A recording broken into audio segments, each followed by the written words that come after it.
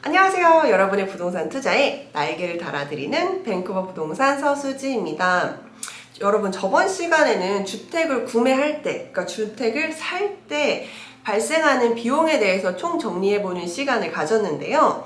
오늘은 이제 주택을 사고 나면 끝이 아니죠. 이제 홈오너가 된 거기 때문에 이 집을 소유하고 있는 동안 내가 발생하는 비용들, 그거에 대해서 총 정리해보는 시간을 가지도록 하겠습니다. 주택을 소유하고 있는 동안 발생하는 비용은 5가지입니다. 첫 번째, 세금입니다. 재산세, 빚시, 투기세, 밴쿠버 빈집세 등이 있고요. 그리고 두 번째는 건물 관리비, 그러니까 메인터넌스 비라고 하죠. 두 번째. 그리고 세 번째는 보험료, 집 보험. 그리고 네 번째는 각종 유틸리티 피. 그리고 다섯 번째, 마지막으로는 케이블, 인터넷, 그런 것들이 있습니다. 그럼 하나씩 차근차근 설명해 드릴게요. 첫 번째, 세금인데요. 먼저 이 세금 부분은 특히 투기세랑 밴쿠버 빈집세에 관한 영상은 제가 따로 마련을 하도록 할게요. 간단하게만 설명해 드리고 가겠습니다. 먼저 재산세는 집을 소유하고 있기 때문에 매년 시에다가 내는 이 세금을 말하는 거고요. 재산세는 도시마다, 그리고 내 집이 얼마에 지금 밸류가 있는지 집의 가치에 따라서 나눠집니다. 그래서 간단하게 지금 2022년을 기준으로 한 원베드룸 500스퀘어핏 콘도 같은 경우에는 한 3,000불 좀 안 되는 재산세, 그 정도로 생각하시면 되고요. 다시 말씀드리다시피 내가 관할 지역 어떤 시에 있는지, 그리고 내 집이 어떤 밸류에 있는지, 밸류가 어떻게 책정이 되는지 그거에 따라서 다를 수 있다는 점 꼭 확인해 주세요. 이 재산세 같은 경우는요, 1년에 한 번 내십니다. 하지만 달달이 미리 이렇게 세이빙을 해놓으시면 좋겠죠. 자, 그런 다음에 두 번째인데요. 두 번째는 바로 관리비, 메인테넌스 피입니다.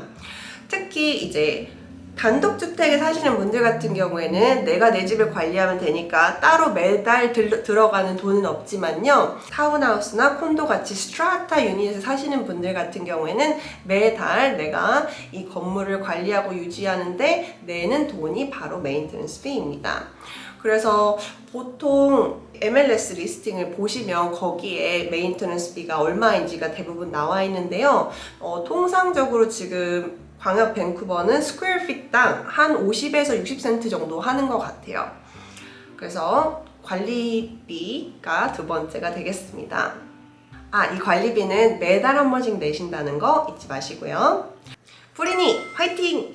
그리고 세 번째는 보험료인데요. 집 보험을 보통 집을 구매하실 때 들으세요. 그래서 만약에 이 집에 나의 소중한 자산이 되는 나의 삶의 보금자리인 이 집에 무슨 문제가 생겼을 때, 그러니까 예를 들면 뭐 홍수가 난다거나 뭐 파이프라인이 터진다거나 아니면 누가 절도를 해서 뭘 훔쳐간다거나 누가 기물파손을 했다거나 그런 상황에 내가 보호를 받을 수 있는 그런 거를 바로 집 보험이라고 하고요. 우리 자동차 인슈런스 드는 것처럼 집 보험도 드시고요.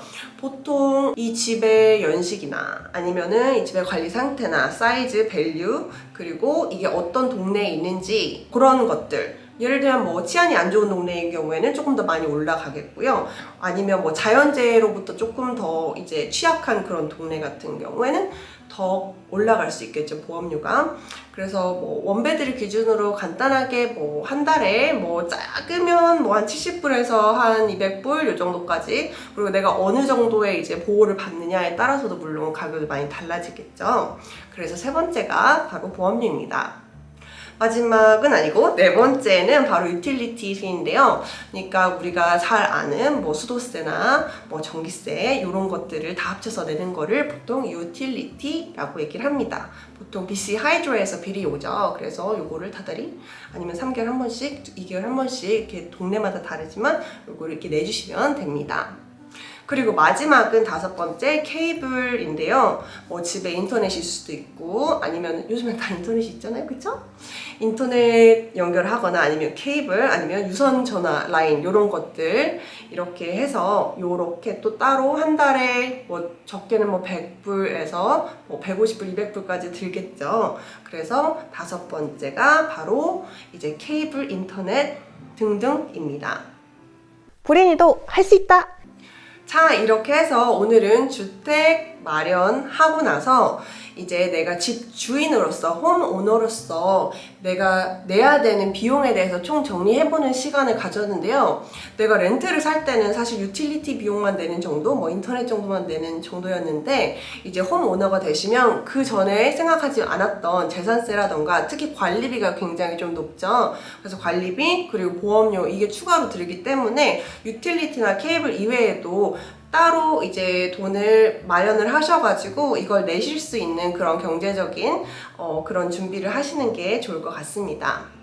이 비용에 대해서 주택 구매할 때, 그리고 소유할 때, 그리고 주택 팔 때 비용에 관한 더 궁금한 사항이 있으시면 언제나 저한테 전화나 문자 주시고요.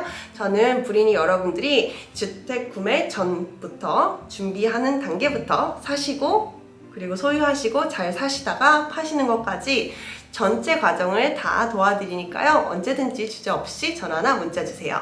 그럼 저는 다음에 더 좋은 영상으로 여러분들께 찾아뵙도록 하겠습니다. 시청해주셔서 감사합니다. 안녕!